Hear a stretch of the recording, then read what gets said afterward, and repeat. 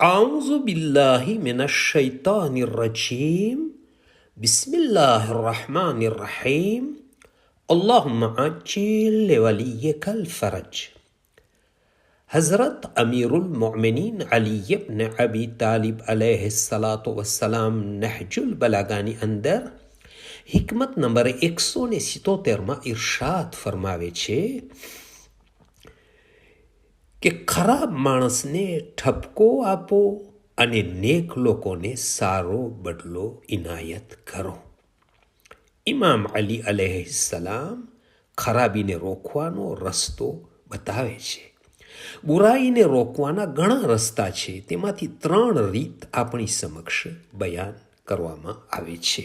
પહેલી, હદ જારી કરવામાં આવે, શરિયતના કાનૂનો મુજબ સજા કરવી જોઈએ. કુરાને મજીદમાં અને હદીસોની કિતાબમાં વિસ્તારથી બયાન કરવામાં આવેલ છે કે કત્લની સજા, ચોરના હાથ કાપવાની સજા અને તોહમત, ઝિના વગેરેની સજા.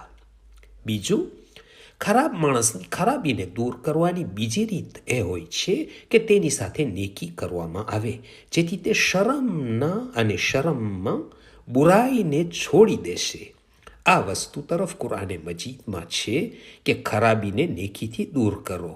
તમે જોશો કે તમારા અને તેના વચમાં જે દુશ્મની હતી તે મજબૂત દોસ્તીમાં બદલી જશે. ત્રીજું, ખરાબ લોકોની ખરાબી દૂર કરવાની ત્રીજી રીત એ છે કે જે ઇમામ અલી અલૈહિસ્સલામ આ હિકમતમાં બયાન ફરમાવી રહ્યા છે. નેક લોકોની ઇજ્જત કરો, તેમના નેકીના વખાણ કરો, તેમની નેકીનો સારો બદલો આપો. આ રીત દુનિયામાં થઈ રહી છે અને ઇલ્મમાં આગળ આવનારને સારી કિતાબ લખી હોય, વિદ્યાર્થી હોય તો સારા માર્ક્સ મેળવેલા હોય, યા બીજી કોઈ રીતે સારી કારકરદગી કરી હોય તો તેમને સારો બદલો વગેરે આપવામાં આવે છે. અથવા સમાચારમાં નામ આપીને તેમના નામને રોશન કરવામાં આવે છે, યા કોઈ મેડલ વગેરેથી સન્માન કરવામાં આવે છે. આ કરવાથી જે લોકો પાછળ રહી ગયા હોય અથવા કોઈ પણ ક્ષેત્રમાં છે જે લોકોને સારા કામ કરવામાં આળસ થતી હોય તો તેઓ સારું ઇનામ જોઈને પોતાની આળસને દૂર કરે, તેમજ મહેનત કરીને પોતાને આગળ વધારવાની કોશિશ કરે. એક વિચારવા અને અમલ કરવા જેવી વાત છે કે ઉપર બયાન કરેલા વસ્તુઓ વિશે આજના જમાનામાં લોકો સારા ઇનામ આપે છે, પરંતુ સારા અખલાક, સારા ઈમાનદાર માણસની હિંમત વધારવા માટે અને ખરાબ લોકોની ખરાબીઓને દૂર કરવા બદલ કોઈ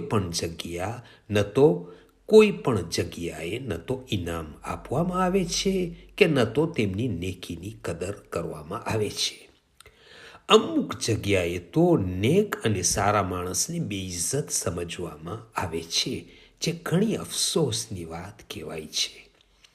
જો મુત્તકી અને પરહેઝગાર જવાન, બુઝુર્ગ કે ભાઈ બહેનોની કિંમત કરવામાં આવે તો બાકીના જે લોકો ખરાબ અને ખોટા રસ્તા તરફ જઈ રહ્યા છે તેઓને ખરાબ રસ્તાથી બચાવી શકાય છે. اللهم صل على محمد وآل محمد وعجل فرجهم from Fountain of Ahlul Bayt alayhim السلام.